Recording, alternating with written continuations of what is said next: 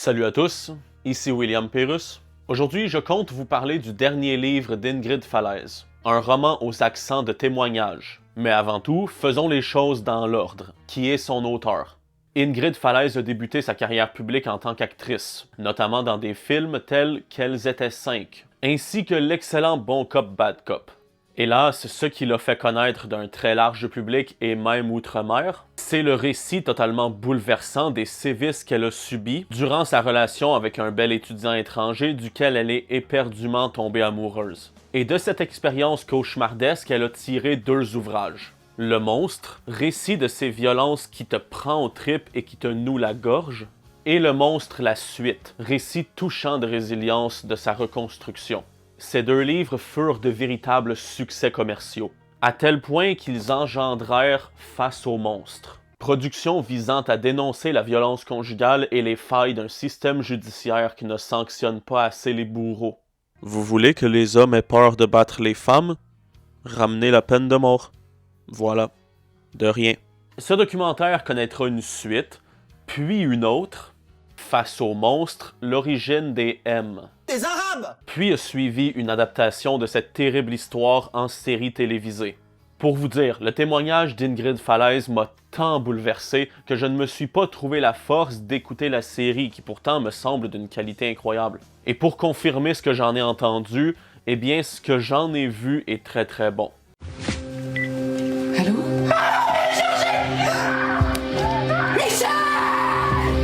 Pour moi, ça, c'était suffisant.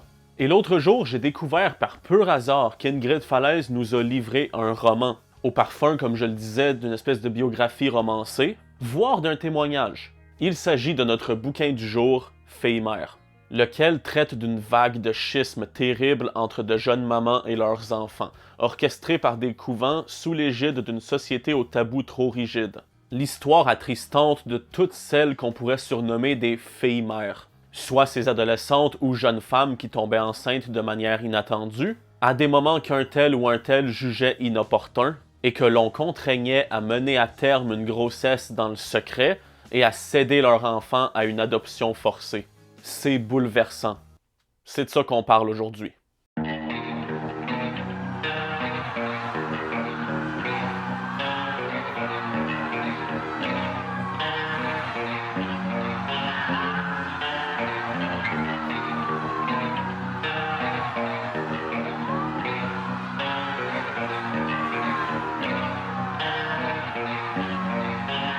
Ce roman, dans le fond, c'est l'histoire de la belle-mère de l'auteur, tombée enceinte à 14 ans et obligée à accoucher dans le secret, pour ensuite se trouver séparée de son bébé. C'est une histoire chamboulante. De ses premiers chapitres jusqu'à ses dernières lignes, lesquelles sont spécialement poignantes, le récit saisit et touche en plein cœur. Le sentiment d'injustice également nous griffe, nous agrippe. L'on souhaite de tout cœur que cette jeune maman et son enfant puissent être réunis, d'une manière ou d'une autre. Car quel sort plus cruel que de se voir séparé d'un enfant qu'on adore déjà et qu'on ne peut voir. Que dans ce cas-ci, la charge de l'époque empêche tout contact, et dans d'autres cas, eh bien, qu'un proche, qu'un ancien partenaire, mal intentionné, mette tout en branle pour empêcher l'autre parent de voir l'enfant. Oh, hello, son. I really wish I knew you. I'm your father you'll probably never be introduced to. You'll only see me on TV or maybe YouTube. But now I know your mama is probably dating some new dude. So how you liking Earth? Are you loving your existence? I wasn't at your birth, cause your mother made me miss it. I tried to get a visa, I applied and they denied it. Cause your mama told the police that I beat her, she was lying. And now I'm banned for something bad that I ain't even do. There's a lot of land and water separating me and you. You're far away in Australia and I am in America. So I cannot be there to do all of the things a parent does. This is my attempt at me raising you from a distance. You have Hobson in your blood, you are special and you are gifted. The punishment your mother is giving me doesn't seem fair. Just know I love you, son, and I'm wishing that I could be there. Our lives could have been so good, but mama had to fuck it all up. Ce thème-là m'a toujours touché, cette chanson m'avait atteint et ce roman m'a bouleversé. Et dans ce cas-ci, non seulement on souhaite que la maman puisse un jour revoir son enfant, mais on souhaite aussi que l'enfant un jour puisse savoir. Mais l'enfant le saura-t-il un jour qu'il a été séparé de sa mère à son corps défendant?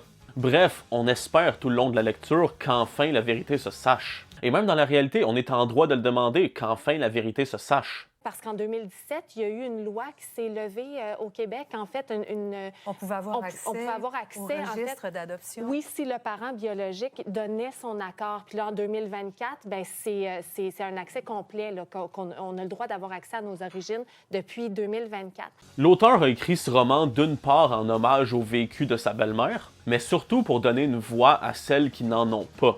Un peu comme j'ai fait avec ce roman. Bon, c'est assez l'autopromotion. À toutes ces filles-mères que des mœurs invasives, trempées dans le puritanisme religieux, ont privé de leur bébé. C'est profondément bouleversant. Je manque de mots, je sais, mais c'est ce que c'est. Bouleversant. J'ai plongé dans des archives, j'ai plongé dans l'histoire. Il y a très peu de littérature au Québec sur ce qu'elles ont vécu. Et ce que j'ai découvert, c'est une histoire... En fait, c'est une boîte de Pandore.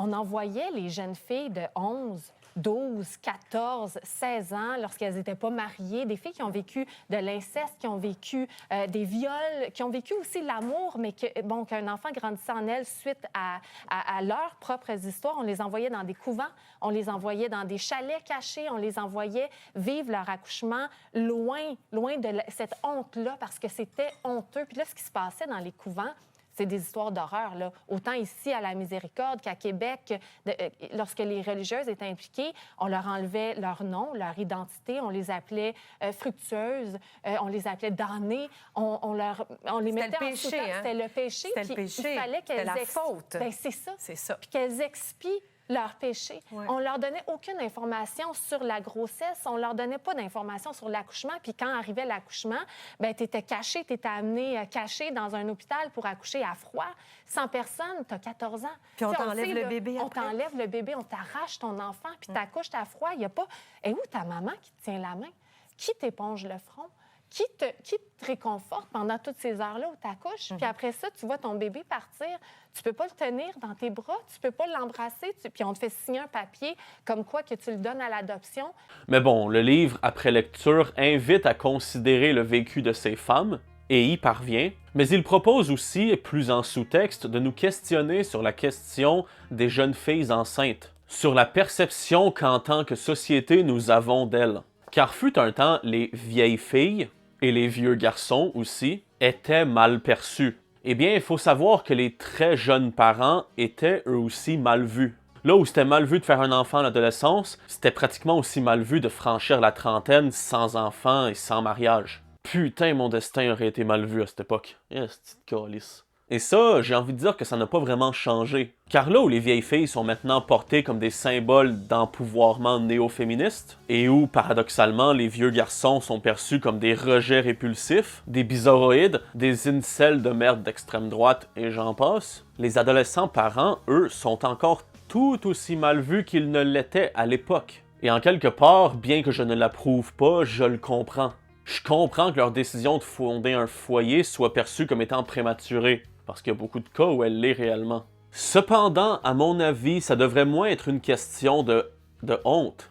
De honte de voir sa fille tomber enceinte avant 18 ans, par exemple, que de souci des ressources dont elle dispose. Car un adolescent, bien souvent, ça n'a pas encore son diplôme. Ou bien ça vient tout juste de graduer du secondaire. Ça n'a pas d'emploi viable ou d'emploi tout court. Ça n'a pas d'argent, sauf l'argent de poche de papa et maman. Donc ça n'a pas d'argent. Comment diable donc survenir aux besoins d'un bébé dans pareilles conditions? Oui, les parents peuvent aider, mais tous ne le veulent pas. Et tous ne le peuvent pas, malheureusement. Surtout pas à l'heure actuelle des choses. C'est une réalité. Tu sais, on vit quand même dans l'ère du broyeur étatique, grand banditiste, qui taxe et impose à hauteur de 30%, 40%, 50% sur les salaires des gueux.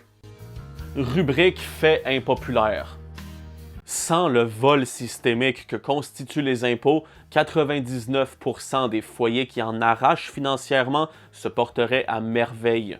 Mais écoutez, l'État préfère vous voler, et il se trouve encore des légions de naïfs, d'imbéciles et de gauchistes, 3 synonymes, pour croire que le gouvernement vous étouffait pour votre bien durant la pandémie. Bref, à mon humble avis, quelle devrait être la bonne réaction à avoir quand sa fille mineure nous annonce qu'elle est enceinte? Tu l'emmènes en discuter en haut des marches d'escalier. Ben non, évidemment, tu fais pas ça. Tu la rejettes parce que c'est une traînée. Non plus, tu fais pas ça. T'as fourre d'un fesse parce qu'anyway, le dommage est déjà fait. Tabarnak! Non, à mon avis, 3 facteurs primordiaux devraient entrer en ligne de compte dans les réflexions qui suivraient cette annonce. Fait qu'au lieu de l'envoyer directement dans une clinique d'avortement de fils de pute, se faire aspirer le bébé à coups de shop-vac, comme une merde de démocrate qui fonctionne au quinoa et qui vote pour Kamala Harris, cette blague-là va en faire chier plusieurs. Eh bien, posez-vous 3 questions. De 1, quels sont ses moyens et vos moyens de prendre soin de l'enfant? 2. Qui est le père? Parce que je m'excuse, mais le style de liberté féminine de choisir avec quel gredin elle veut se matcher puis se faire défoncer à la plotte, je m'excuse, mais ça n'a pas d'affaire. La tabarnak, elle va choisir un gars qui a de l'allure. Que Dieu me foudroie à l'instant si c'est censé m'arriver, mais je refuse que ma fille débarque chez nous en me montrant une espèce d'énergumène pareil. This shit whack, man. I just stay on this shit fun, man. I understand it's like pause ain't no fucking good, man.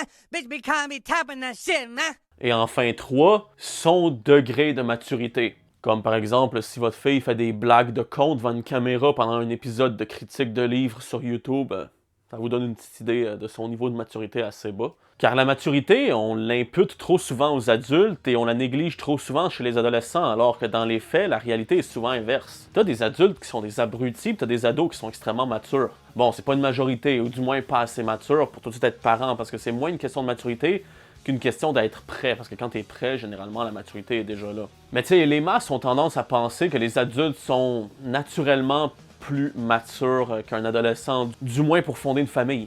Et dans la plupart des cas, c'est vrai, oui, un adulte de 20 ans est plus à même d'être prêt, justement, à accueillir un enfant dans sa vie qu'un gamin de 14, 15, 16 ans.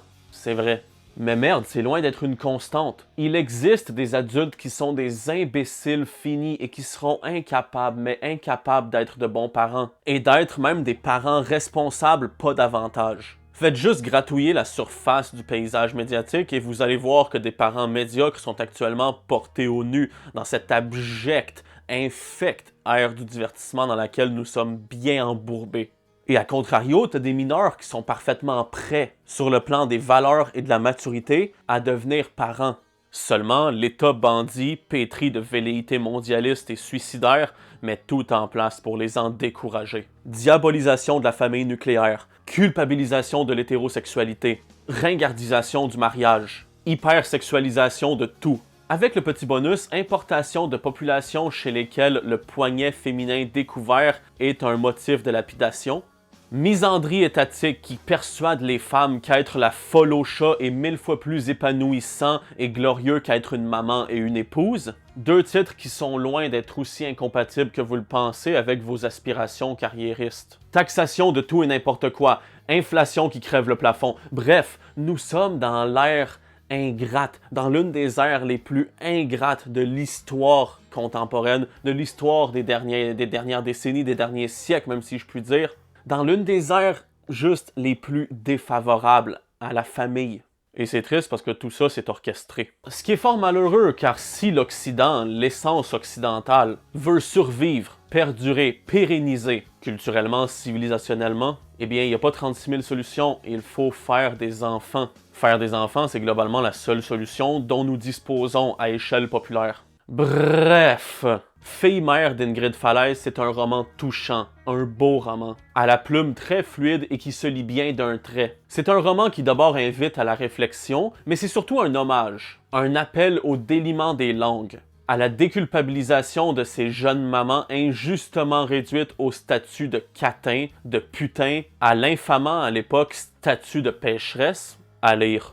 Et si vous voulez un autre roman qui arrache les œillères face à un tabou que les mœurs, très récentes dans ce cas-ci, ne veulent pas reconnaître, procurez-vous Ferme ta bouche, de l'excellent William Pérus, meilleur auteur indépendant de tout le Québec. Roman d'utilité publique. Non, c'en est pas assez de l'autopromotion. Que veux-tu, je suis un irréductible juif. Suivez-moi sur les réseaux sociaux pour ne rien manquer de mon actualité littéraire et audiovisuelle. Du très lourd s'en vient. On se reparle bientôt. Allez, salut! A child arrived just the other day. He came to the world in the usual way. but there were planes to catch and bills to pay. He learned to walk while I was away, and he was talking for I knew it, and as he grew, he'd say, I'm gonna be like you, Dad, you know I'm gonna be like you.